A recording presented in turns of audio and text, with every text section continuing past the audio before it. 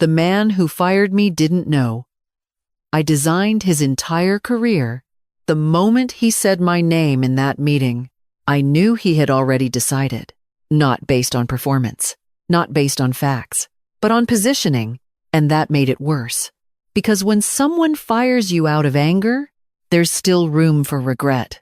But when someone removes you strategically, there's no intention of looking back. Unfortunately, he said, folding his hands like he was about to deliver something reasonable, we've concluded that your role is no longer aligned with the company's direction. Aligned. That word again. Neutral. Polished. Empty. My name is Adrian Cole, and at that moment, I was being erased from a company I helped build. I didn't interrupt, didn't argue, didn't defend myself, because defense is what they expect, and expectation is where control begins.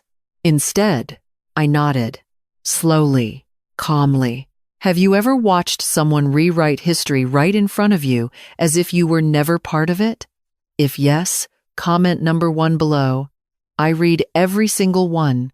I understand, I said, and I meant it. Not the decision, but the structure behind it, because this wasn't sudden, it was constructed, layer by layer. And I already knew where the cracks were. Across the table, Ethan Brooks leaned back in his chair, relaxed, confident, satisfied. That was the first layer. Because Ethan wasn't just my manager. He was my prot. 5 years ago, he didn't even know how to lead a meeting without notes. Now, he was the one removing me.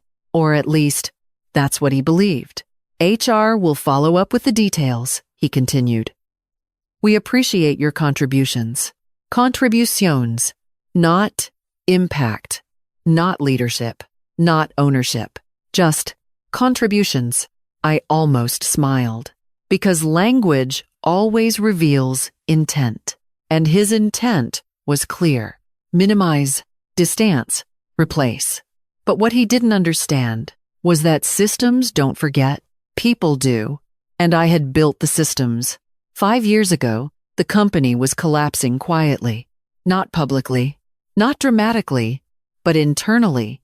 It was unstable. Processes didn't connect. Departments didn't communicate. Decisions didn't scale. So they brought me in, not to fix people, but to fix structure. And I did. I designed the internal workflow system, data pipelines, decision logs, approval chains, invisible architecture, the kind that doesn't get credit, but controls everything. Ethan was part of that system, a junior analyst, smart, ambitious, unfocused. So I trained him, not directly. Strategically, I gave him access to curated information, positioned him in high-visibility projects, controlled the variables around his growth. Because talent needs structure to become influence, and I gave him that structure. That was the second layer.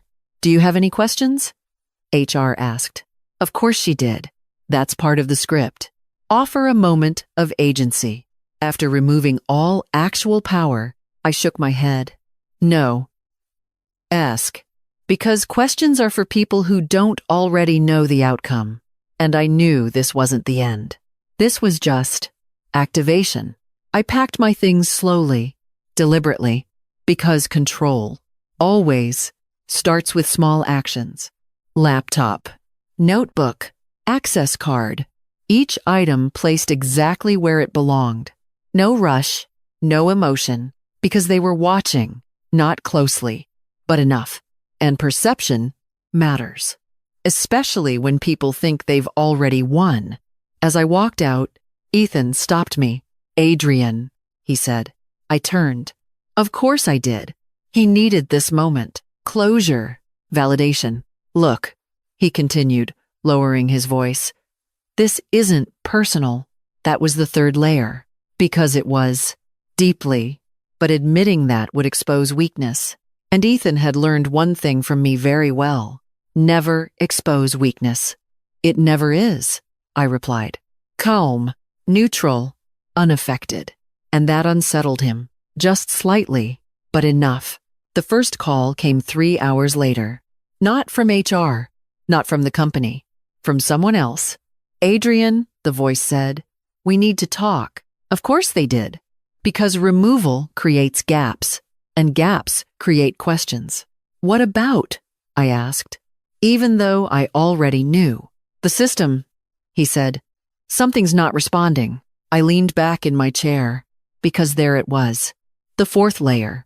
You'll need to be more specific, I replied. A pause. Then, certain approvals aren't going through. Data access is restricted. Restricted. Interesting choice of word. Have you checked the authorization logs? I asked. Yes, he said. That's the problem. Exactly. You see, when I built the system, I didn't just design functionality. I designed dependency. Every critical decision passed through layers: verification, validation, authorization, and at the center of it was a silent variable, not visible, not documented, but essential. That was the fifth layer. Because true control isn't obvious. I'm no longer with the company, I said. Technically true, but incomplete. Yes, he replied quickly. We know, but you built this. I didn't answer immediately. Because timing is everything.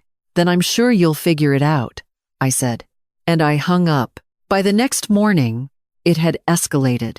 Emails, calls, messages, all saying the same thing. Something isn't working, but no one could explain why. Because the system wasn't broken. It was behaving exactly as designed. At 9:12 a.m., my phone rang again. This time, Ethan. Of course, I let it ring twice. Not more.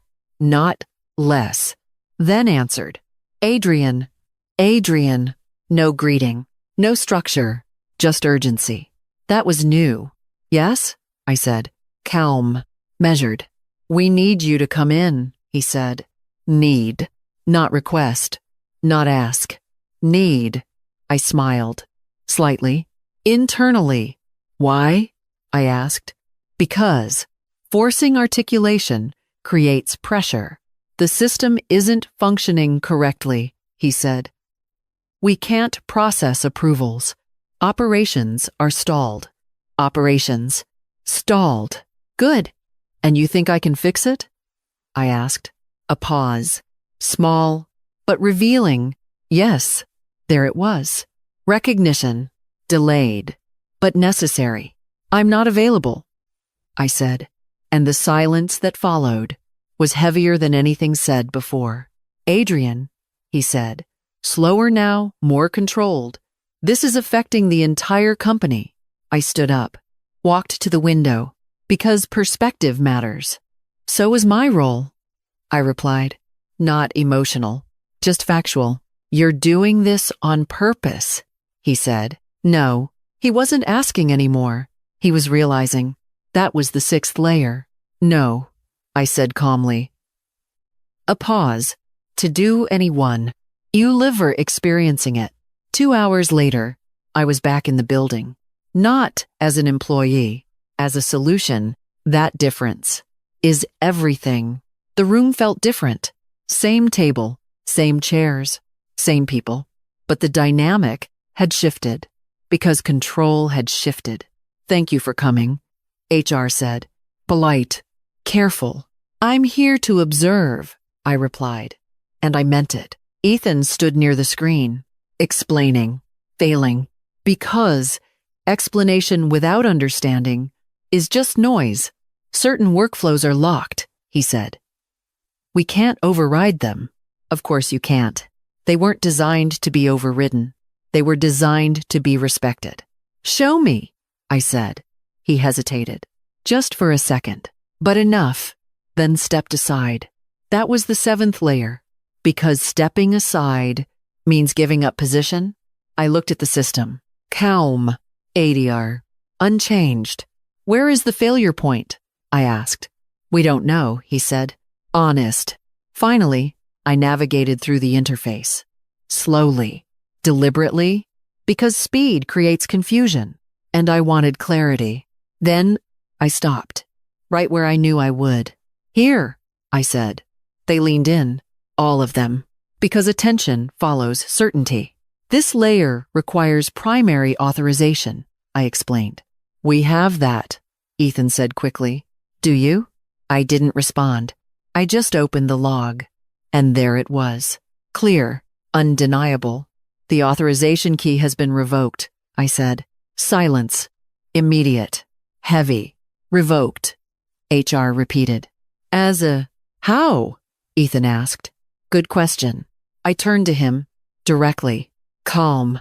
Because the system recognizes structural removal. A pause. Then the realization began. Slow. Painful. Visible. When the original architect is removed, I continued, the system initiates a protection protocol. What protocol? Someone asked. Of course. They never read that part. The one that prevents unauthorized control. That's not possible, Ethan said. Too fast. Too emotional. Mistake. It is, I replied, because I designed it. So fix it, he said. There it was. Command, not request. He hadn't learned everything after all. I shook my head. No, you have to, he insisted. Do I? Why? I asked. Because forcing justification exposes truth, because this is your responsibility, he said. And that was the final mistake? I stepped closer. Not aggressively, not emotionally, just precisely. No, I said quietly. It was. Silence. Complete. Because truth doesn't need volume. You removed me, I continued. Which means you removed the system's core authorization. A pause. Then the final layer. You didn't just fire a person. You removed control. What do we need to do? HR asked. Finally, the right question. I looked at Ethan. Because this was always about him. Reinstate the original authorization, I said. How? She asked. Simple, not easy. Reverse the decision, I replied. Ethan didn't move, didn't speak, because now he understood. This wasn't technical. This was structural. You're forcing this, he said. No, I wasn't. You created this, I replied. Minutes passed. Then, the decision, quiet, reluctant, necessary. By 11:47 am. My access was restored. Officially, formally, irreversibly. I logged back in, entered the system, and everything. Unlocked. Instantly, because it was never broken. Just waiting. The room exhaled. Relief. Confusion. Realization. I closed the laptop. Slowly. Carefully. Because control ends the same way it begins. With small actions. Ethan looked at me. Different now. Less certain. More aware. You planned this, he said. Not accusing. Understanding. I shook my head. No. A pause. Then the truth. I prepared for it. Because systems don't choose sides. People do. And I had already chosen mine. As I walked out of the room, I didn't stop. Didn't look back. Because some lessons don't need explanation. They need experience. And this one, he'll never forget.